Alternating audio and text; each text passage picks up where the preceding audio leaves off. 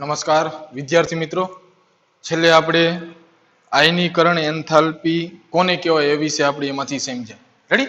તો આયનીકરણ એન્થાલ્પી એટલે શું?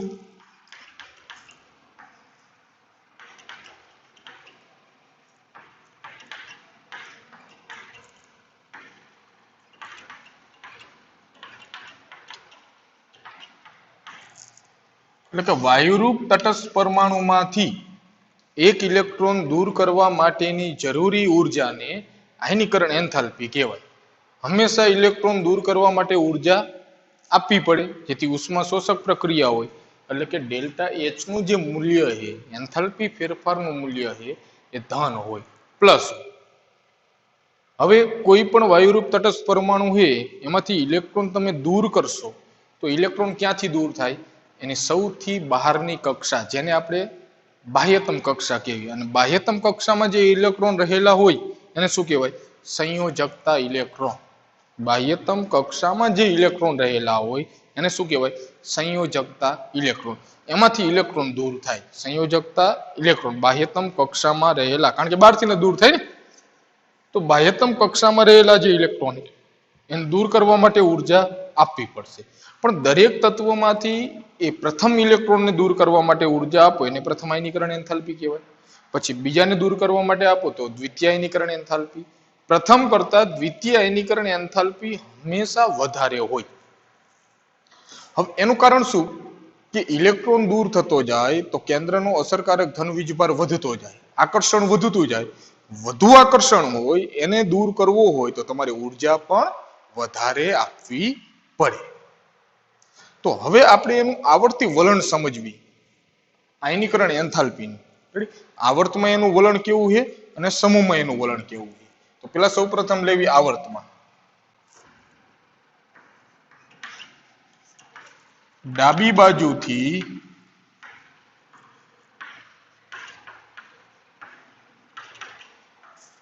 જમણી બાજુ તરફ જતા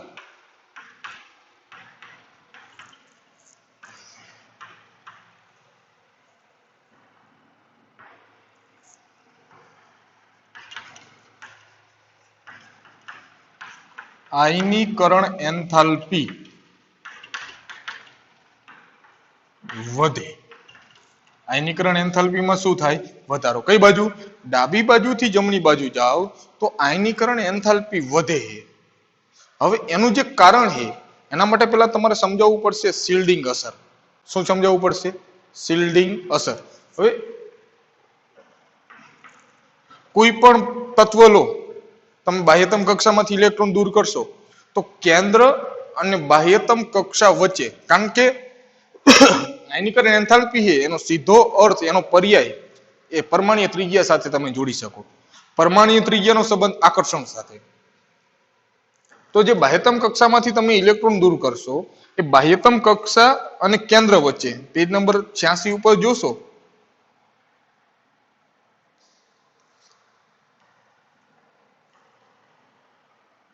બરાબર, એમાં એ વ્યાખ્યા લખી કે તત્વના પૂર્ણ ભરાયેલા ઇલેક્ટ્રોન તત્વોના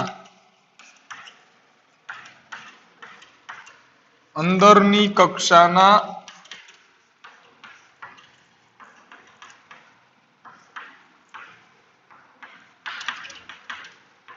ઇલેક્ટ્રોન કેન્દ્ર અને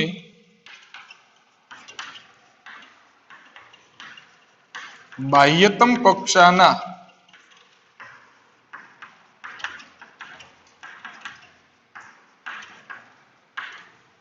ઇલેક્ટ્રોન વચ્ચે આવેલા હોય.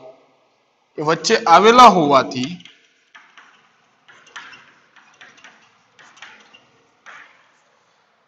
સંયોજકતા ઇલેક્ટ્રોનને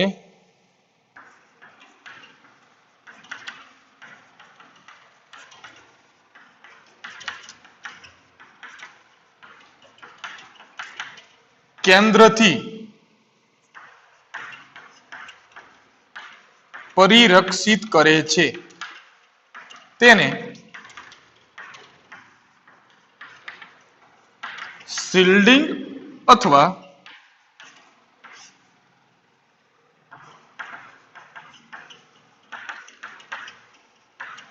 સ્ક્રીનિંગ અસર કહે છે. જે પૂર્ણ ભરાયેલી કક્ષાના ઇલેક્ટ્રોન છે એ બાહ્યતમ કક્ષા અને કેન્દ્ર બરાબર આ બેની વચ્ચે આવેલા હોવાથી એ સંયોજકતા ઇલેક્ટ્રોન માટે એક પડદા, એક કવચ, એક ઢાલ તરીકેનું કામ કરે છે. હવે એ ઢાલ તરીકેનું કામ એટલે શું? દાખલા તરીકે કોઈ આ પરમાણુનું કેન્દ્ર છે બરાબર, એની પહેલી કક્ષા, બીજી કક્ષા અને આ ત્રીજી કક્ષામાં. હવે આજે એની ત્રીજી કક્ષા એટલે બાહ્યતમ કક્ષા, આમાં જે ઇલેક્ટ્રોન રહેલો હોય એ ઇલેક્ટ્રોનને દૂર કરવો હોય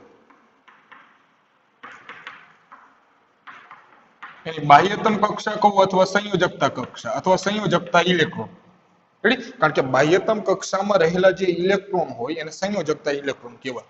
હવે આ જે કક્ષા છે તો આ જે પહેલી કક્ષા અને જે બીજી કક્ષા પૂર્ણ ભરાયેલી છે. પૂર્ણ ભરાયેલી છે એટલે આ શું કરે? બંને કક્ષા એક પડદા, એક કવચ, એક ઢાલ તરીકેનું કામ કરે કે બાહ્યતમ કક્ષા જે છે બહારની કક્ષા એના કેન્દ્ર પ્રત્યે પરિરક્ષિત કરે, આવરિત કરે.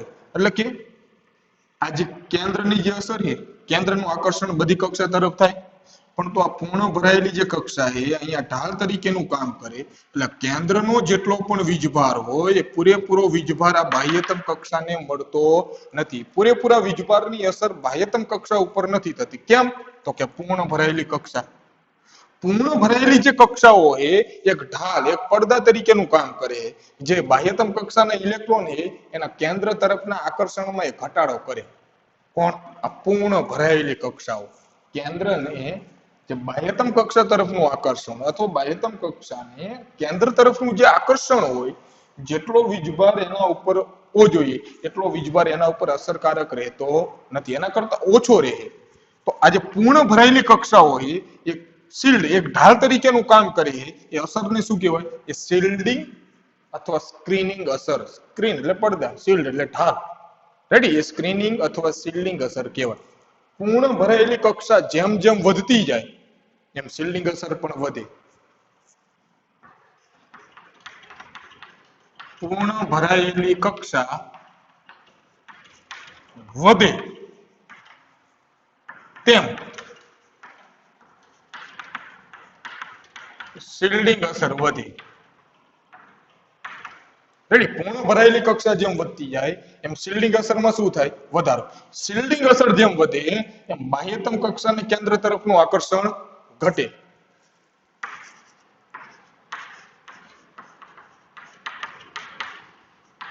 શિલ્ડિંગ અસર વધે તેમ બાહ્યતમ કક્ષાને કેન્દ્ર તરફનું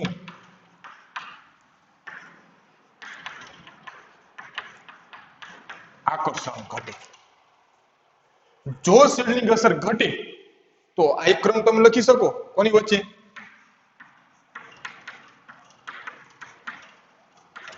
શિલ્ડિંગ અસર વિરુદ્ધ આકર્ષણ, એટલે એકબીજાના વ્યસ્ત પ્રમાણમાં હોય. શિલ્ડિંગ અસર અને આકર્ષણ બંને એકબીજાના વ્યસ્ત પ્રમાણમાં હોય. શિલ્ડિંગ અસર એટલે પૂર્ણ ભરાયેલી કક્ષા જે સંયોજકતા ઇલેક્ટ્રોન અને કેન્દ્ર વચ્ચે આવે એક પરિરક્ષિત, એક ઢાલ, એક પડદા તરીકેનું કામ કરે છે, જેથી કેન્દ્રનો જે વીજભાર છે એ પૂરેપૂરો બાહ્યતમ કક્ષા ઉપર અસરકારક રહેતો નથી, જેના કારણે શિલ્ડિંગ અસર વધવાથી આકર્ષણ ઘટે. શિલ્ડિંગ અસર જો ઘટતી હોય અથવા એમાં વધારો ન થતો હોય તો સામાન્ય રીતે આકર્ષણમાં આડો થાય. ઉદાહરણ તરીકે આપણે બીજો આવર્ત લેવી. આવર્ત number 2. Lithium, beryllium, boron, carbon, nitrogen, oxygen અને ફ્લોરિન. રાઈટ? હાલો, હવે બધાની બાહ્યતમ કક્ષા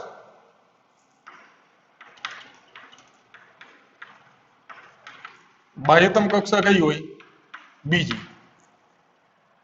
બરાબર ને? બાહ્યતમ કક્ષા બીજી. દાખલા તરીકે લિથિયમ લો. લિથિયમ તો 1s2 2s1 પરમાણ્વીય ક્રમાંક નંબર 3. તો કેન્દ્ર, પહેલી કક્ષા, બીજી કક્ષા. પહેલી કક્ષામાં 1s2 પૂર્ણ ભરાયેલી, આમાં 2s1. તો બાહ્યતમ કક્ષા એટલે કઈ? 2s. આમાંથી આ આ જે ઇલેક્ટ્રોન છે કેન્દ્રનો ધન વીજભાર 3 છે, પણ બાહ્યતમ કક્ષાને કેન્દ્રનો જે ધન વીજભાર છે અસરકારક ધન વીજભાર 3 હોતો નથી. 3 કરતા કેવો હોય છે? ઓછો. કારણ આ 1s2 કક્ષક. પહેલી જે કક્ષા છે પૂર્ણ ભરાયેલી છે એ શિલ્ડ પડદા તરીકેનું કામ કરે, વચ્ચે ઢાલ તરીકેનું કામ કરે, જેથી આ 2s ને કેન્દ્ર તરફ પૂરેપૂરું આકર્ષણ થતું નથી, જેથી એનો અસરકારક કેન્દ્રીય ધન વીજભાર 3 કરતા ઓછો મળે. આને કહેવાય શિલ્ડિંગ અસર. તો આ બધામાંથી ઇલેક્ટ્રોન દૂર કરવો હોય તો લિથિયમની ઇલેક્ટ્રોન રચના થશે 1s2 પછી 2s1, 2s2, 2s2, 2p1, 2s2, 2p2, 2s2, 2p3, 2s2, 2p4 અને 2s2, 2p5. હવે બધામાંથી એક એક ઇલેક્ટ્રોન દૂર કરવો હોય તો આમાંથી દૂર થાય 2s માંથી, બેરિલિયમમાં 2s માંથી, બોરોનમાં 2p માંથી, કાર્બનમાં 2p માંથી, નાઇટ્રોજનમાં 2p માંથી, ઓક્સિજનમાં 2p માંથી અને ફ્લોરિનમાં 2p માંથી. એટલે બધામાં બીજી કક્ષામાંથી જ ઇલેક્ટ્રોન દૂર કરવાનો. તો દરેકમાં પૂર્ણ ભરાયેલી કક્ષા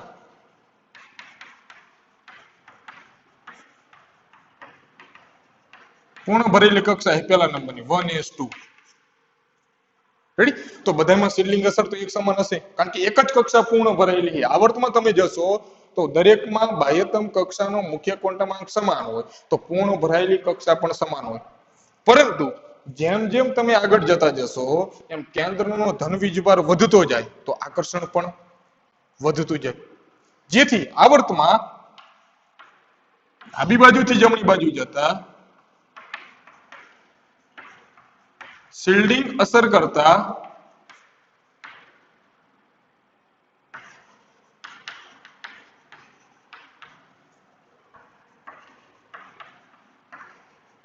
આકર્ષણ વધુ થઈ જાય. જેમ જેમ તમે, કારણ કે પૂર્ણ ભરેલી કક્ષા તો 1s2 જ છે, તો ડાબી બાજુથી તમે જેમ જમણી બાજુ જાઓ આવર્તમાં એમ પૂર્ણ ભરેલી કક્ષા તો એક જ છે, શિલ્ડિંગ અસર તો એક સમાન, એમાં કોઈ વધારો થતો નથી. પણ શિલ્ડિંગ અસર કરતા કેન્દ્રનું બાહ્યતમ કક્ષા પ્રત્યેનું આકર્ષણ વધતું જાય. કેમ? કારણ કે આમાં 3 હતા પ્રોટોન, એની જગ્યાએ 4 થયા, 5, 6, 7, 8 અને 9. તો કેન્દ્રનો અસરકારક ધન વીજભાર વધતો જાય તો બાહ્યતમ કક્ષા પ્રત્યેનું આકર્ષણ વધતું જાય. આપણે પરમાણ્વીય ત્રિજ્યામાં લખ્યું કે ડાબી બાજુથી જમણી બાજુ જાઓ તો મુખ્ય ક્વોન્ટમ આંક બદલાતો નથી, જેથી ઉમેરાતો જે ઇલેક્ટ્રોન એ એક જ કક્ષામાં ઉમેરાશે, કેન્દ્રથી દૂર જતો નથી. એટલા કારણે અસરકારક કેન્દ્રીય ધન વીજભાર વધે. અસરકારક કેન્દ્રીય ધન વીજભાર વધે તેમ આકર્ષણ ઘટે.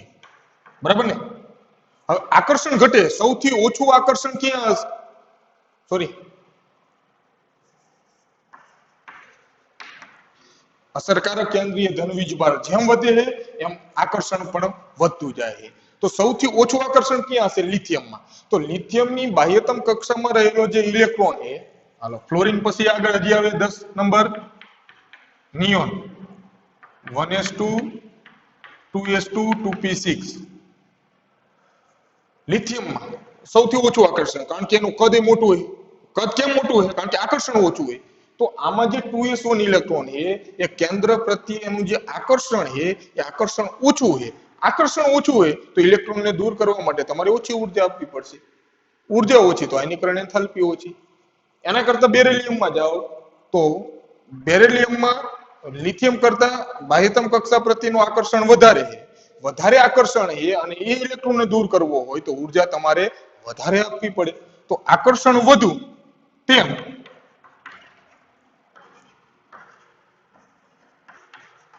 ઇલેક્ટ્રોનને દૂર કરવા માટે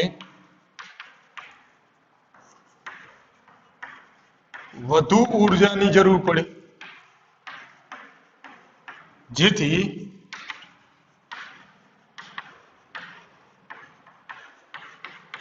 આયનીકરણ એન્થાલ્પી વધે. ડાબી બાજુથી તમે જમણી બાજુ જાઓ એમ આયનીકરણ એન્થાલ્પી વધે. કારણ તો કે ડાબી બાજુથી તમે જમણી બાજુ જાઓ તો મુખ્ય ક્વોન્ટમ આંક બાહ્યતમ કક્ષાનો એક સમાન હોય, પૂર્ણ ભરાયેલી કક્ષા પણ એક સમાન હોય, જેથી શિલ્ડિંગ અસર કરતા કેન્દ્રનો જે ધનવીજભાર વધતો જાય એના કારણે ક્રમશઃ આકર્ષણમાં શું થાય? વધારો. આકર્ષણ જેમ વધતું જાય, બાહ્યતમ કક્ષાને કેન્દ્ર તરફનું આકર્ષણ વધતું જાય તો ઇલેક્ટ્રોનને દૂર કરવા માટે ક્રમશઃ તમારે વધારે ઉર્જાની જરૂર પડે. તો વધારે ઉર્જા મતલબ આયનીકરણ એન્થાલ્પી પણ વધારે, જેથી આવર્તમાં તમે ડાબી બાજુથી જમણી બાજુ જાઓ તો આયનીકરણ એન્થાલ્પી વધે. ડાબી બાજુથી જમણી બાજુ જાઓ તો આયનીકરણ એન્થાલ્પી વધે. તો લિથિયમથી તમે નિયોન તો પૂર્ણ ભરાયેલી કક્ષા છે, નિષ્ક્રિય, કારણ કે બંધના એક ઇલેક્ટ્રોન ક્યાં પણ વપરાતા નથી, કારણ કે પૂર્ણ ભરાયેલી કક્ષા છે એટલે સૌથી વધારે આયનીકરણ એન્થાલ્પી છે એ ઉમદા વાયુઓની હોય, 18મો સમૂહ. બીજા આવર્તમાં સૌથી વધારેમાં વધારે આયનીકરણ એન્થાલ્પી કોની? નિયોનની. ત્રીજા આવર્તમાં જશો તમે, sodium, magnesium, aluminium, silicon, phosphorus, sulphur, chlorine, argon, તો આર્ગોનની સૌથી વધારે. પણ મતલબ આકર્ષણ જ્યાં વધુ ત્યાં આયનીકરણ એન્થાલ્પી પણ વધારે. આકર્ષણ વધુ હોય તો ઇલેક્ટ્રોનને દૂર કરવા માટે તમારે ઉર્જા વધારે આપવી પડે, તો આયનીકરણ એન્થાલ્પી પણ વધારે હોય. જ્યાં આકર્ષણ ઓછું ત્યાં આયનીકરણ એન્થાલ્પી ઓછી. રેડી? શિલ્ડિંગ અસર જેમ ઓછું થાય આકર્ષણ વધે, આકર્ષણ વધે તો આયનીકરણ એન્થાલ્પી પણ વધવાની, તમારે વધારે ઉર્જાની જરૂર પડશે એમાંથી. તો ડાબી બાજુથી જમણી બાજુ જાઓ તો આયનીકરણ એન્થાલ્પીમાં શું થાય? વધારો. કેમ વધારો થાય ખબર પડી? રેડી. તો હવે તમને ક્રમ એમાંથી પેલા છે, જો પેજ નંબર 85 ઉપર એક આલેખ દોર્યો છે, આયનીકરણ એન્થાલ્પી વિરુદ્ધ પરમાણ્વીય ક્રમાંક. તો એમાં ટોચ ઉપર જો કોની વધારે જોવા મળે? હિલિયમ છે, નિયોન છે, આર્ગોન છે, ક્રિપ્ટોન છે, ઝેનોન છે ને? તો કે ઉમદા વાયુઓની સૌથી વધારે હોય, કારણ નિષ્ક્રિય રચના એની. ખબર પડી? હાલો. તો હવે તમારે આયનીકરણ એન્થાલ્પીમાં શું લખવાનું થાય? તો આયનીકરણ એન્થાલ્પી જ્યારે પણ લખો તો પેલા સમજાવો આયનીકરણ એન્થાલ્પી એટલે શું? તો વ્યાખ્યા અંડરલાઈન કરી નાખો પેજ નંબર 84 ઉપર. વ્યાખ્યા અંડરલાઈન થઈ જાય પછી પ્રથમ, દ્વિતીય અને તૃતીય સમજાવી દો. પ્રથમ કરતા દ્વિતીયની વધારે, તૃતીયની વધારે. રેડી? પછી હવે જાઓ પેજ નંબર 85 માં જમણી બાજુનો જે પેરેગ્રાફ છે એમાં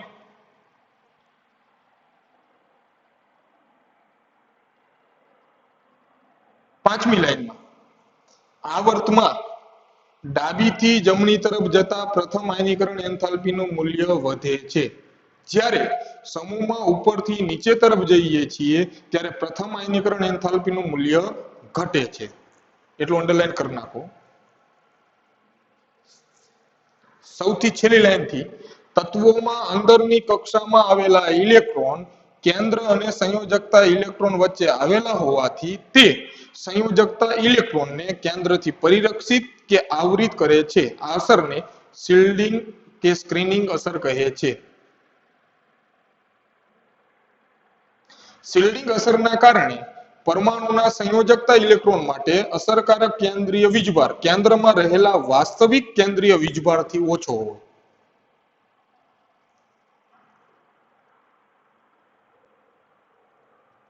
હવે સમજાવવાનું કેમ ઘટે છે. બીજા પેરેગ્રાફમાં નીચે 86 ઉપર એ નીચે, જ્યારે આપણે બીજા આવર્તમાં લિથિયમથી ફ્લોરિન તરફ જઈએ ત્યારે ક્રમશઃ ઇલેક્ટ્રોન એક જ મુખ્ય શક્તિ સ્તરમાં જ ઉમેરાતો જાય તથા આંતરિક ભરાયેલી કક્ષા દ્વારા શિલ્ડિંગ અસરમાં એટલો વધારો થતો નથી કે તે ઇલેક્ટ્રોનના કેન્દ્ર તરફના વધતા આકર્ષણને સરભર કરી શકે.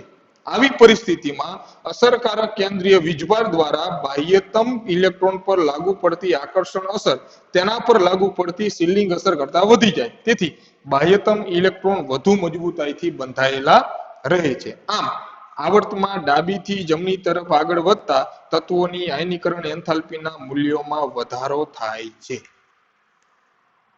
એ પેરેગ્રાફ લખવાનો. પેલા આયનીકરણ એન્થાલ્પી કોને કહેવાય સમજાવવાની, કઈ બાજુ ઘટે કઈ બાજુ વધે લખો, શિલ્ડિંગ અસરની વ્યાખ્યા લખવાની અને પછી એ આયનીકરણ એન્થાલ્પી કે ડાબી બાજુથી જમણી બાજુ જાઓ મુખ્ય ક્વોન્ટમ આંક બદલાતો નથી, જેથી પૂર્ણ ભરાયેલી કક્ષા એક જ રહેશે એમાંથી. ડાબી બાજુથી જમણી બાજુ જાઓ તો શિલ્ડિંગ અસરમાં એટલો વધારો થતો નથી, પણ કેન્દ્રનો અસરકારક ધન વીજભાર વધવાથી આકર્ષણ વધે, જેથી ઇલેક્ટ્રોન દૂર કરવા માટે ઉર્જા વધારે આપવી પડે, જેથી આયનીકરણ એન્થાલ્પી વધે. તો ડાબી બાજુથી જમણી બાજુ જાઓ તો આયનીકરણ એન્થાલ્પી વધે. આયનીકરણ એન્થાલ્પી કોને કહેવાય? શિલ્ડિંગ અસર કોને કહેવાય? આવર્તમાં ડાબી બાજુથી જમણી બાજુ જાઓ તો આયનીકરણ એન્થાલ્પી વધે. જ્યાં આકર્ષણ વધે ત્યાં આયનીકરણ એન્થાલ્પી વધે. આકર્ષણ વધે ત્યાં પરમાણ્વીય ત્રિજ્યા ઘટે. કદ નાનું કેમ? કારણ કે આકર્ષણ વધારે, તો વધારે ઉર્જા આપવી પડે ઇલેક્ટ્રોનને દૂર કરવા માટે.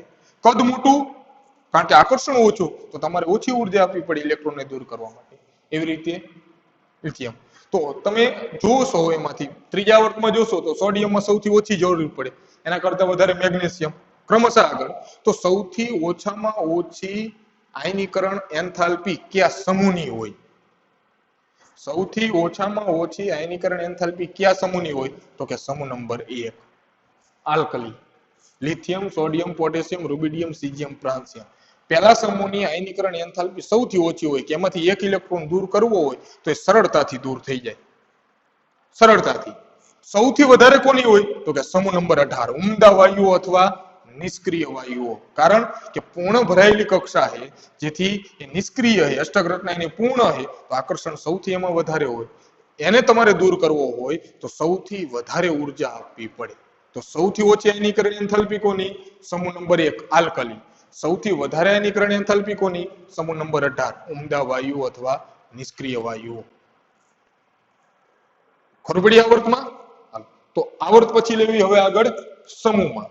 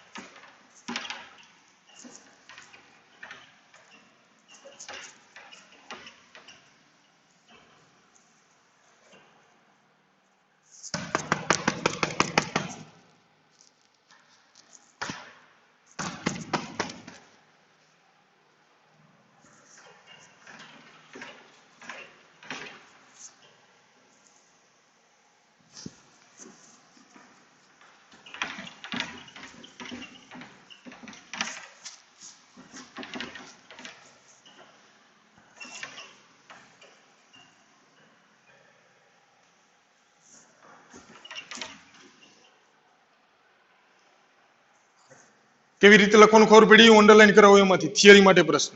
હાલ હવે લેવી સમૂહમાં.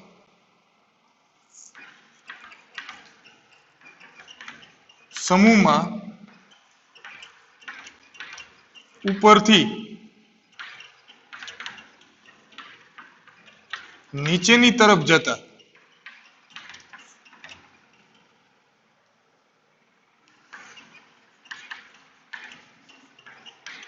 આયનીકરણ એન્થાલ્પી ઘટે. સમૂહમાં ઉપરથી નીચેની તરફ જાઓ તો આયનીકરણ એન્થાલ્પી ઘટે. કારણ કે દાખલા તરીકે સમૂહ નંબર 1 લેવી, lithium, sodium, potassium, rubidium, caesium, francium. આગળ પૂર્ણ માટે લખતો ઉમદા વાયુ આગળ કમ્પ્લીટ થશે. હિલિયમ કમ્પ્લીટ, પછી 2s1, 3s1, 4s1, 5s1, 6s1 અને 7s1. હાલો, તો સમૂહમાં ઉપરથી નીચે જાઓ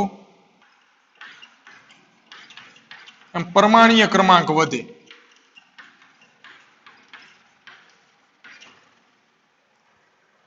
બાહ્યતમ કક્ષાનું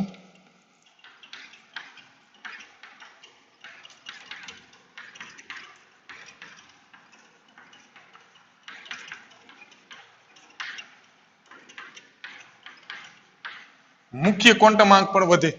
જો આમાં બે કક્ષા છે, આમાં બાહ્યતમ કક્ષા 3, 4, 5, 6, 7. તો ઉપરથી તમે જેમ નીચે જાઓ એમ પરમાણ્વીય ક્રમાંક વધે. બાહ્યતમ કક્ષાનો મુખ્ય ક્વોન્ટમ આંક પણ વધે, જેથી પૂર્ણ ભરાયેલી કક્ષા પણ વધે. આ પૂર્ણ ભરાયેલી કક્ષા છે તો 1, આમાં 2, આમાં 3, અહીંયા પાંચમી બાહ્યતમ કક્ષા 4 આગળ હોય ને 4, 5, 6 તો જેમ ઉપરથી નીચે જાઓ એમ પરમાણ્વીય ક્રમાંક વધે બરાબર બાહ્યતમ કક્ષાનો મુખ્ય ક્વોન્ટમાંક વધતો જાય એટલે કે ઇલેક્ટ્રોન કેન્દ્રથી દૂર જતો જાય પૂર્ણ ભરાયેલી કક્ષા પણ વધતી જાય પૂર્ણ ભરાયેલી કક્ષા વધે જેથી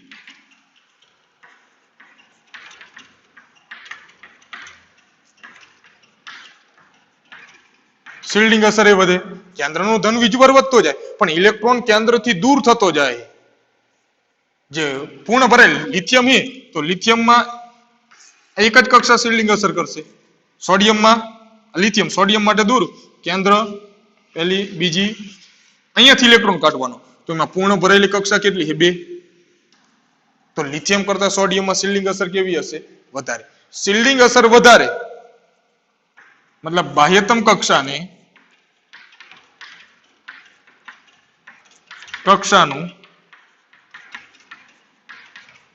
કેન્દ્ર તરફનું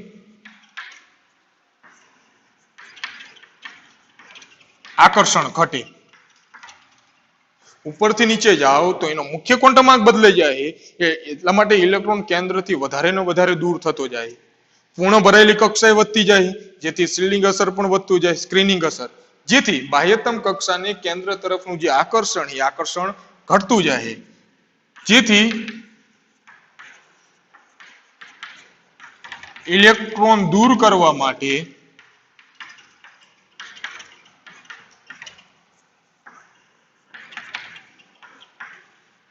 ઓછી ઉર્જાની જરૂર પડે લિથિયમમાં તમારે 1 ઇલેક્ટ્રોન દૂર કરવો હશે લિથિયમ પ્લસ કરવો હશે જેટલી ઉર્જા આપવી પડશે એના કરતા સોડિયમમાં ઓછી આપવી પડશે કારણ કે બાહ્યતમ કક્ષામાં જે ઇલેક્ટ્રોન છે કેન્દ્રથી દૂર છે અને આકર્ષણ ઓછું છે લિથિયમ કરતા જેથી એને તમારે ઓછી ઉર્જા આપવી પડશે એના કરતા પોટેશિયમની ઓછી એને ઓછી આપશો સોડિયમ કરતા ઓછી આપવી પડશે ઇલેક્ટ્રોન દૂર કરવા માટે તો એક ઇલેક્ટ્રોનને દૂર કરવા માટે ક્રમશઃ તમારે ઉર્જા ઓછી આપવી પડે જેથી એનો મતલબ આયનીકરણ એન્થાલ્પી ઘટે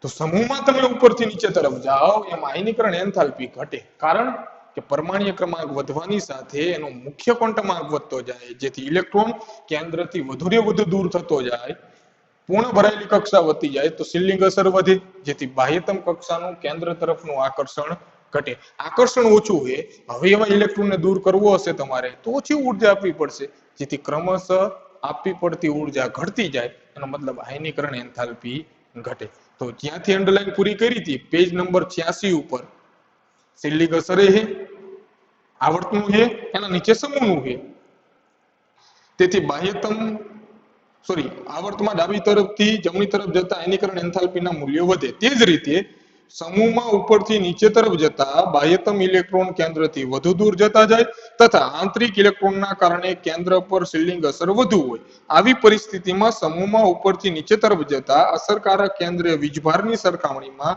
શિલ્ડિંગ અસર વધુ મહત્વ બની જાય તેથી બાહ્યતમ ઇલેક્ટ્રોનને દૂર કરવા માટે ઓછી ઉર્જાની જરૂર પડે આમ સમૂહમાં ઉપરથી નીચે તરફ જતા આયનીકરણ એન્થાલ્પીનું મૂલ્ય ઘટે આવર્તમાં શિલ્ડિંગ અસરનું એટલું બધું મહત્વ રહેતું નથી કારણ કે મુખ્ય ક્વોન્ટમાંક બદલાવાનો નથી બાહ્યતમ કક્ષાનો એટલે પૂર્ણ ભરેલી કક્ષા તો એટલી જ રહેવાની અસરકારક કેન્દ્રીય ધન વીજભાર વધતો જાય જેથી આકર્ષણ વધતું જાય જેથી આયનીકરણ એન્થાલ્પી વધવાની છે પણ ઉપરથી નીચે જાઓ તો અસરકારક કેન્દ્રીય ધન વીજભાર કરતા મહત્વનું થઈ જાય શિલ્ડિંગ અસર કારણ કે મુખ્ય ક્વોન્ટમાંક જ બદલી જવાનો હોય ઇલેક્ટ્રોન કેન્દ્રથી દૂર જતો જવાનો હોય કદ વધતું જવાનું હોય જેથી શિલ્ડિંગ અસર વધે તો આકર્ષણ ઘટે જેથી ઇલેક્ટ્રોન દૂર કરવા માટે તમારે ઓછી ઉર્જા આપવી પડે તો આયનીકરણ એન્થાલ્પી ઘટે આયનીકરણ એન્થાલ્પી કોને કહેવાય એની ફક્ત વ્યાખ્યા લખવાની આયનીકરણ એન્થાલ્પી એટલે શું સમીકરણ લખ નાખો પ્રથમ આયનીકરણ એન્થાલ્પી વાળો પૂરું થઈ ગયું અહીંયાથી બીજું લખો શિલ્ડિંગ અસર એટલે શું વ્યાખ્યા શિલ્ડિંગ અસરની લખ નાખી વ્યાખ્યા ત્રીજું એ 86 માં મેં કીધું અંડરલાઈન આવર્તમાં ડાબી બાજુથી જમણી બાજુ જાવ તો આયનીકરણ એન્થાલ્પી વધે કેમ વધે એ સમજાવી દો પછી લખો સમૂહમાં ઉપરથી નીચે તરફ જાઓ તો આયનીકરણ એન્થાલ્પી ઘટે કેમ ઘટે એ સમજાવી દો એટલું થઈ જાય પછી એક તમારે ઉદાહરણ આપવાનું અપવાદ પરમાણ્વીય ત્રિજ્યાક, આયનીય ત્રિજ્યાક, ધાત્વિય ગુણધર્મોમાં હજી સુધી કોઈ અપવાદ નથી લખ્યા, પણ આયનીકરણ એન્થાલ્પીમાં એ અપવાદ. અપવાદ જોવો હશે તમે પેજ નંબર 85 ઉપર જો, 85 ઉપર 3.6a આલેખ એવો લખ્યો હોય 3.6a, એમાં જો લિથિયમ ની કેટલી છે, ડાબી બાજુથી જમણી બાજુ જાઓ, lithium, beryllium, boron, carbon, nitrogen, oxygen, fluorine અને નિયોન. તો ક્રમશઃ આયનીકરણ એન્થાલ્પીનું મૂલ્ય વધવું જોઈએ ને, વધે. તો લિથિયમ ની કેટલી છે 520, એના કરતા વધારે બેરિલિયમ ની 899, એના કરતા બોરોન ની ઓછી 801. પછી કાર્બન ની વધારે 1086, એના કરતા વધારે નાઇટ્રોજન. પછી નાઇટ્રોજન ની 1402 છે, ઓક્સિજન ની 1314. લિથિયમ કરતા બેરિલિયમ ની ઓછી, બેરિલિયમ કરતા બોરોન ની સોરી લિથિયમ કરતા બેરિલિયમ ની વધારે, બેરિલિયમ કરતા બોરોન ની વધારે હોય છે. આવો ક્રમ હોવો જોઈએ, કારણ કે ડાબી બાજુથી જમણી બાજુ જાઓ તો આયનીકરણ એન્થાલ્પી વધે, કારણ કે ક્રમશઃ આકર્ષણ વધતું જાય તો આયનીકરણ એન્થાલ્પી વધતી જાય. પરંતુ અપવાદ ક્યાં છે? બેરિલિયમ કરતા બોરોન ની ઓછી છે અને નાઇટ્રોજન કરતા ઓક્સિજન ની ઓછી છે. અપવાદ જે ક્રમમાં હોવા જોઈએ ક્રમમાં નથી, એના કરતા ઊંધા હાલે એને કહેવાય અપવાદ. ક્રમ વધવાનો હોય પણ આ બે ક્રમ કેવા ઘટે છે, બેરિલિયમ કરતા બોરોન ની ઓછી, નાઇટ્રોજન કરતા ઓક્સિજન, તો યાદ રાખવાના થશે અપવાદ. એ અપવાદ આગળ સમજાવીએ આપણે, એટલે કેમ ઘટે છે, કોના કરતા કોની. પણ એક કામ કરજો, એ પેજ નંબર 80 ઉપર આયનીકરણ એન્થાલ્પી લખી નાખજો, ડાબી બાજુથી જમણી બાજુ જાવ એમાં વધેમાં લખી નાખજો આયનીકરણ એન્થાલ્પી, અને ઉપરથી નીચે જાવ એમાં જે ઘટે લખ્યું છે એમાં લખી નાખજો આયનીકરણ એન્થાલ્પી. રેડી? આ બે વસ્તુ લખી નાખજો. અપવાદ સમજાવીશ અને આખા આવર્ત કોષ્ટકમાં સૌથી વધારેમાં વધારે આયનીકરણ એન્થાલ્પી કયા તત્વની, આ બે વસ્તુ લખવાની થશે આગળ, એ પછી એમાંથી સમજાવીશ. આટલું કમ્પ્લીટ કરી નાખજો એમાંથી, બરાબર?